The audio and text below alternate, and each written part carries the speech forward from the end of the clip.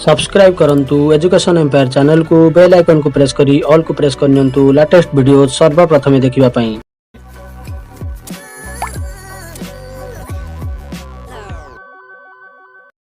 प्रथम अपडेट रही घुंचिला चतुर्थ पर्याय जेई मेन अगस्त 26 रु चतुर्थ पर्याय परीक्षा आसंता 20 तारिख पर्यंत पंजीकरण तृतीय पर्याय पई जारी हैला एडमिट कार्ड 30 रु ऑफलाइन रे मौलवी परीक्षा कोविड गाइडलाइन मानी परीक्षा देबे मद्रासा बोर्ड रो मौलवी प्राइवेट छात्र छात्री परीक्षा आसंता 30 रु अनुष्ठित हेबो परीक्षा 9 तारिख जाए चलिबो एथिपई 314 जन छात्र छात्री आवेदन करथिया बेले परीक्षा करबा को अनुमति देबा को माध्यमिक शिक्षा निर्देशालय पक्षरु विद्यालय गणशिक्षा विभाग प्रमुख सचिव को अनुमति मागा जायछि।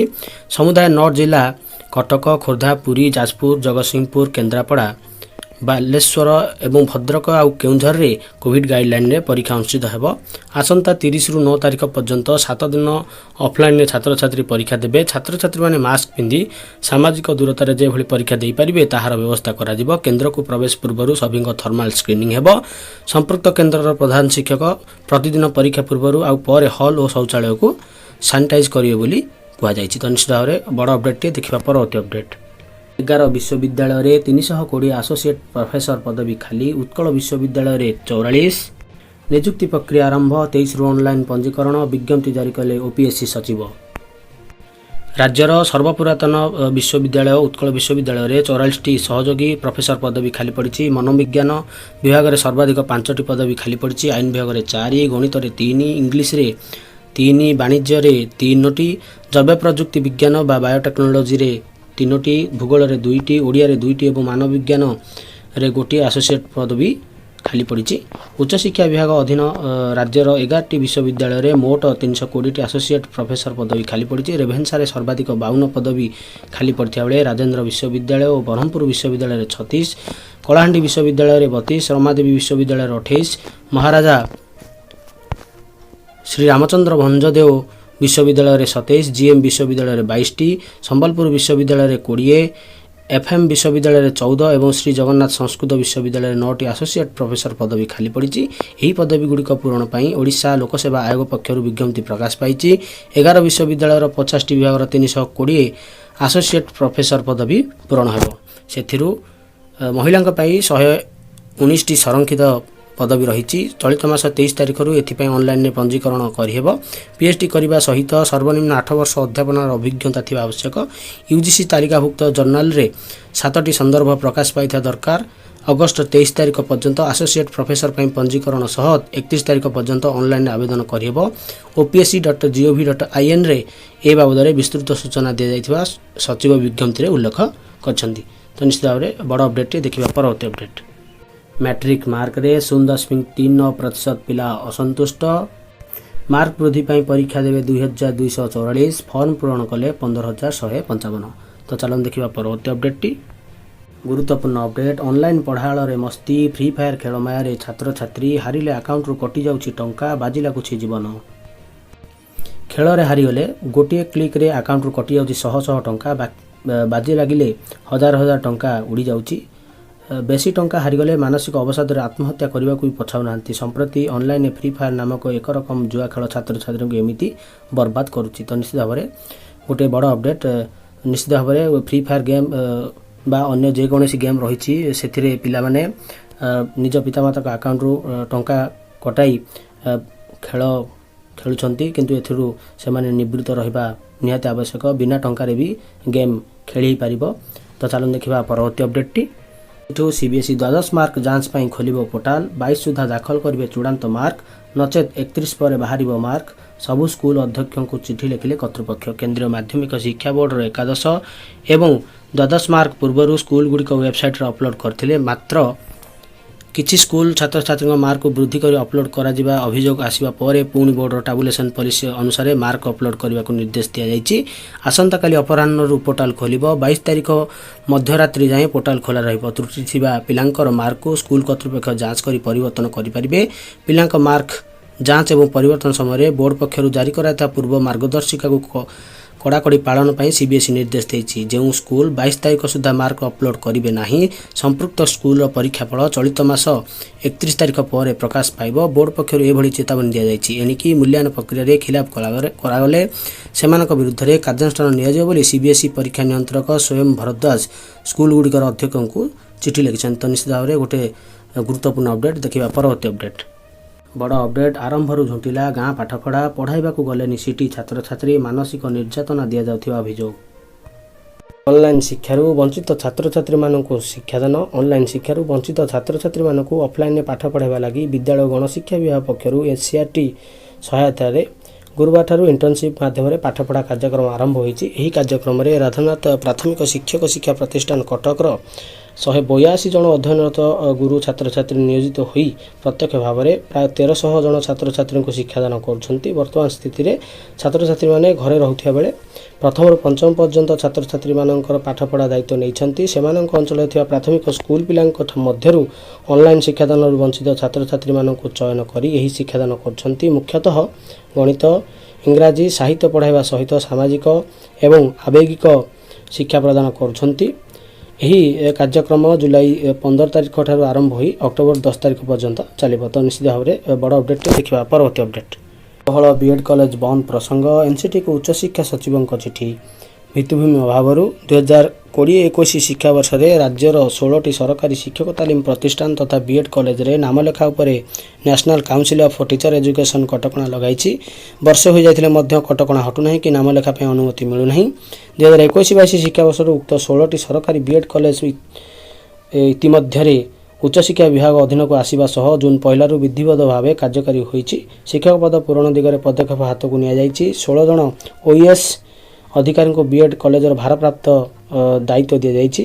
385 शिक्षक पद लगी नियुक्ति प्रक्रिया चली। तेणु चलित वर्ष ठारू बीएड पाठ्यक्रम में नामलेखा लगी अनुमति देवाकू उच्च शिक्षा सचिव शाश्वत मिश्र आज पुणी थे एनसीटी सदस्य सचिवों को चिठी लिखि अनुरोध कर। निश्चित भाव में बड़ अपडेट देखा। परवर्ती अपडेट चिठी आसी डीएससी ओडिशारू चिठी नंबर रही 18748 डेट रही 15/7/2021 लेटरटी कराई समस्त डीओ को। सब्जेक्ट रही online teaching of alternative language subjects through Odisha शिक्षा संयोग eight secondary level.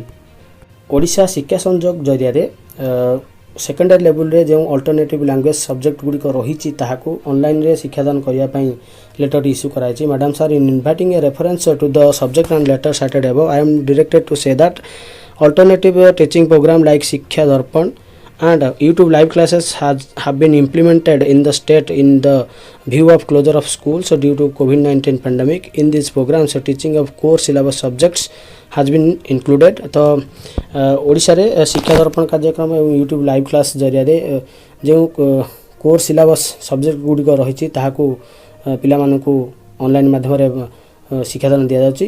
Teaching other alternative languages like Urdu Persian Telugu.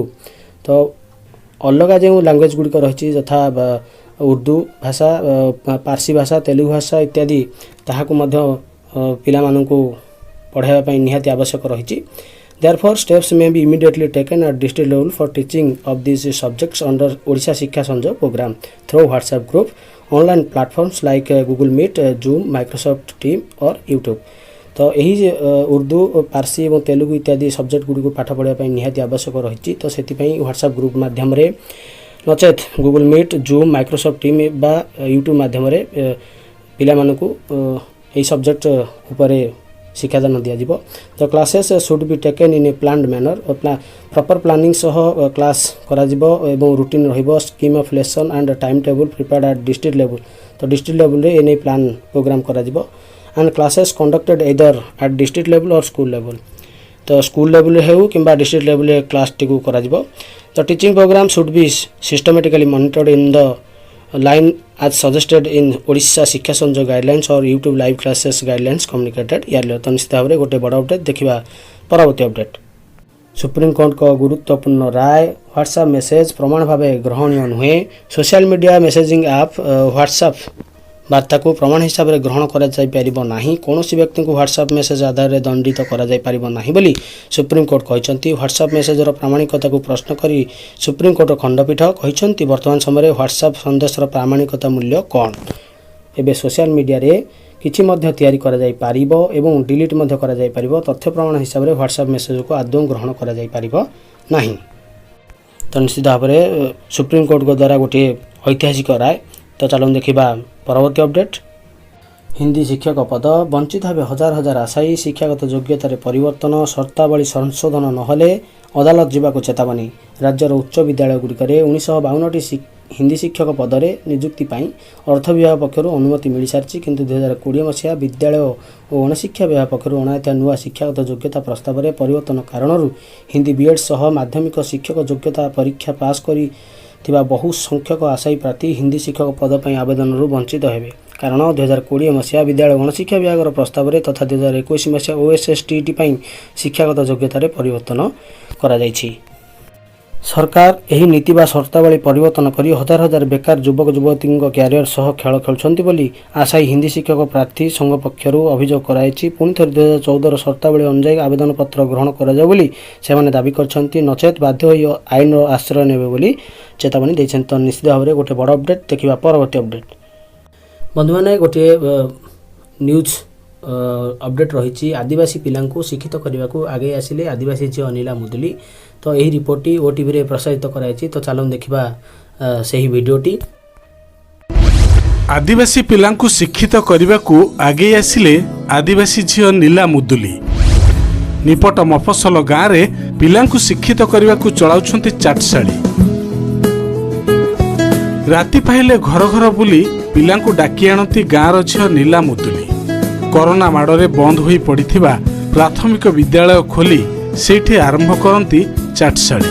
पिलाए हाथ धुअंती, धाड़ी होई ठिया होई क्लास भीतर को पसंती। तापर आरंभ हुए पाठपढ़ा। कोरापुट ब्लॉक अंतर्गत नुआ केरेंगा गाँवर ए किशोरी झीटी एबे नेइछि तांको गाँवर पिलांकु शिक्षित करिवार भार। गाँ लोक माने कोरापुटरे थिबा महिला लोक विकास मंच सह जोगाजोग करी गाँव रे खोलिले एही चाटशाली और पिलांकु पाठ पढ़ाइबार भार देले एही झीटी को।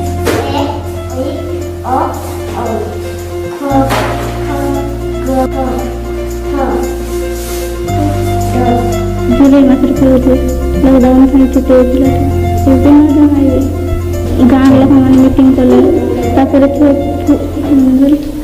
छुआ माने बोलुछंती आड़े सियाड़े टिके पाठ पढ़ाई दिए बोली पहले तापर मैं गोटे घर अच्छे पढ़ाई देवी बोली कहली संध्यार पढ़ाई देवी 6टाରୁ 8ଟା पर्यंत। आगे आसते 25 जन एवं केवे 9 जन केवे 4 जन केवे एमती 6 एमती 7 जन मैंने मुझे ये लाइन दौरान 30 पैसा मासको केवे केवे समस्त देवे केवे केवे ना गाँव भाई बहन बोले मत छोट छोट भाई बहन मान को बहुत भल लगुच से पाठ पढ़ाई दूसरी सन्ध्यार 6टाରୁ 8ଟା पर्यंत। से डाक घर बस पढ़ाऊँ CDOA पुणिका 1 2 सब बही जहाँ पढ़े दूसरी। प्रथम पंचम पर्यंत पढ़ुवा पुओ झील को पाठ पढ़ाइबा गाँवर कॉलेज पढ़ुआ झील नीला मुदुली को बाछिथिले गाँ लोक। पारितोषिक भाव में किए बा कौन दे पारिबो, समस्ते तो गरीब लोक। सेथिपाई ए झील गुरुमा को प्रति पिला दिन को दियंती मुठाए चाउल, सेतक होउछे गुरु दक्षिणा। आज्ञा पुओ झील माने सब बाटे बुलुतिले आज्ञा एटा केंती करी आमे करबु बोली कि ना आज्ञा गाँ सब तरह आम सब झील भौणी डाकिना आम मीटिंग कलु केमती कले हम केमती पाठ पढ़ो पुओ झील आम असुविधार पुओ झील अंध होना कड़े ना 2 वर्ष है कोरोना भाइरस ये पुओ झील केमती पाठ सब भूली जीवे दीदी सार आसना बोलिकिना मीटिंग करी आम पुओ झील को गोटे झील के बाचिकिना झील को पढ़ा तू पाठ पढ़ा बोलिकिना कहलु हेले से झील राति 6टा 7टा जाक पढ़ाइब 8टा जाक पढ़ाइब आरी बंद करदेव सकाल 8टा जाक पढ़ाइब दीदी माने मिसा कहना एमती कर बोलिकिना आम से पाठ पढ़ाई करी से बही खातार लेखा लोक मैंने पास जी छोट झील मैंने बोलिकिना आम मीटिंग करूँ चाउल पुओ झील मान चाउल धरिकिना आइबे मास को पैसा 30 टका लेखा जमा करिकिना दौरान सब लोक हाँ कला को ପିଲା ମାଛ ଗାଡ଼ିବାକୁ ପିଲା ଗାଈ ଚଳାଇବାକୁ କି ପିଲା ବାଟି ଖେଳିବାକୁ ଯାଉଥିଲେ ଆମେ ଏମିତି ମୂର୍ଖ ଜାତି ହେଇକିନା ଏମିତି ଭୋକ ହେବେ ବୋଲିକିନା ଆମେ ସେ ମିଟିଂ କରି ସେ ପୁଅ ଝିଅକୁ ଆମେ ପଢ଼ାଇବା ପାଇଁ କହିଲୁ। ବର୍ତ୍ତମାନ ଯେଉଁ କାର୍ଯ୍ୟକ୍ରମ ଚାଲିଛି ଆମର ସଂଗଠନ ତରଫରୁ ସେଟା ହେଉଛି ମୋ ଚାଟଶାଳୀ କାର୍ଯ୍ୟକ୍ରମ। ମୋ ଚାଟଶାଳୀରେ ଆମର ଯେତିକ ବି କୋଭିଡ ସମୟରେ ଯେଉଁ ପିଲାମାନେ ସବୁ ରହିଯାଇଥିଲେ ସ୍କୁଲ ଫୁଲ ବନ୍ଦ ହେଇଗଲା ପିଲାମାନେ ପାଠଶାଠ ନ ପଢ଼ିକିନା ବୁଲାବୁଲି କଲେ ସେଇ ପିଲାମାନଙ୍କୁ କେମିତି ଏକାଠି କରି ପାଠ ସହିତ ତାଙ୍କର ଟଚ୍ ରଖାଯାଇପାରିବ ସେଇଟାକୁ ନେଇକି ହିଁ ଆମେ ଚାଟଶାଳୀ କାର୍ଯ୍ୟକ୍ରମ ଆରମ୍ଭ କରିଥିଲୁ ଯେଉଁଟାରେ କି ଗାଁ ଲୋକଙ୍କ ସହିତ ଆମେ ବସିକିନା ଯେଉଁ ପାଠ ପଢ଼ିଥିବା ପିଲାମାନଙ୍କୁ ଧରିକି ହିଁ ଆମେ ଚାଟଶାଳୀଟା ଆରମ୍ଭ କଲୁ। ସେ ଗାଁ ଲୋକମାନେ ହିଁ ଚୟନ କଲେ ଯେଉଁ ପିଲାଟା ଟିକେ ଭଲ ପାଠ ପଢ଼ୁଥିବ ପିଲାମାନେ ତାର କଥା ଶୁଣୁଥିବେ ସେ ପିଲାଙ୍କୁ ଧରିକି ହିଁ ଆମେ ଚାଟଶାଳୀରେ ବସେଇଲୁ ଆଉ ସେ ରେଗୁଲାରଲି ସେ ପିଲାଟି ଆମର ପାଠ ପଢ଼ଉଛି ସକାଳ ବେଳା ମଧ୍ୟ ସନ୍ଧ୍ୟାବେଳେ ବି ପଢ଼ଉଛି 2 ଘଣ୍ଟା ଲେଖା। ଆଉ ପିଲାମାନଙ୍କୁ ଦେଖିବା ପାଇଁ ଗଲେ ଆମର ସେ ପିଲାମାନେ ତାଙ୍କ ଦାୟିତ୍ୱକୁ ମଧ୍ୟ ବୁଝିବେ ସେମାନେ ପାଠ ପଢ଼ିଲେ କେମିତି ଉନ୍ନତି କରିବେ କ'ଣ କରିବେ ସେ ବିଷୟରେ ମଧ୍ୟ ଜାଣିପାରିବେ ବୋଲିକି ସେମାନଙ୍କୁ ଆମେ ଆଦିବାସୀ ଅଞ୍ଚଳରେ ପିଲାମାନେ ପାଠ ପଢ଼ି ଶିକ୍ଷିତ ହେଲେ ଆଗକୁ ସେମାନଙ୍କ ଜୀବନ ବଦଳିଯିବ ଏ କଥା ବୁଝିଛି ସେଇ ଗାଁର ଝିଅ ନୀଲା ମୁଦୁଲି। ଏଥିପାଇଁ ତାକୁ ଯେତେ ସାବାସୀ ଦେଲେ ବି କମ୍ ପଡ଼ିବ। କୋରାପୁଟରୁ ସୂର୍ଯ୍ୟନାରାୟଣ ପଣ୍ଡାଙ୍କ ରିପୋର୍ଟ OTV। ଲେଟରଟି ଆସିଛି ଓସେପାରୁ ଲେଟର ନମ୍ବର ରହିଛି 5934 ଡେଟେଡ୍ ରହିଛି 14/7/2021। ଲେଟରଟି କରାଯାଇଛି ଅଲ୍ ଡିଷ୍ଟ୍ରିକ୍ଟ ପ୍ରୋଜେକ୍ଟ କୋଅର୍ଡିନେଟର୍ସ ଏବଂ ଅଲ୍ ବିଓଙ୍କୁ। ସବଜେକ୍ଟରେ ରହିଛି wide circulation of audio lessons for the visually impaired and other CWSN of class 1 to 5। Visually ଇମ୍ପେୟାର୍ଡ ଏବଂ CWSN ଷ୍ଟୁଡେଣ୍ଟମାନଙ୍କ ପାଇଁ ଯେଉଁମାନେ ପ୍ରଥମରୁ ପଞ୍ଚମ ପର୍ଯ୍ୟନ୍ତ ପାଠ ପଢ଼ୁଛନ୍ତି ସେମାନଙ୍କ ପାଇଁ ଅଡ଼ିଓ ଲେସନ୍ ପ୍ରସ୍ତୁତ କରାଯାଇଛି। ତ ସେହି ଅଡ଼ିଓ ଲେସନ୍କୁ ୱାଇଡ଼ଲି ସର୍କୁଲେଟ୍ କରିବା ପାଇଁ ଲେଟରଟି ଇସ୍ୟୁ କରାଯାଇଛି।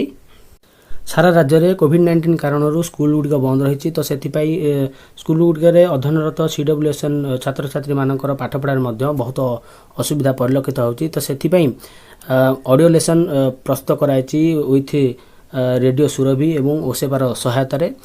ତ ଏହି ଅଡ଼ିଓ ଲେସନ୍କୁ ରେଡ଼ିଓ ମାଧ୍ୟମରେ ସୋମବାରରୁ ଶୁକ୍ରବାର ପର୍ଯ୍ୟନ୍ତ ସକାଳ 11ଟା ସମୟରେ ପ୍ରସାରିତ କରାଯିବ ଏବଂ ତାହାକୁ ମଧ୍ୟ ରିପିଟ୍ କରାଯିବ ସନ୍ଧ୍ୟା 7ଟାରେ।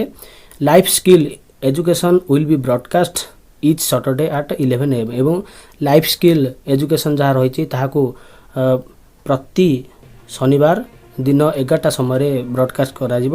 ଦି audio episodes are prepared in MP3 format and can be used in mobile phones.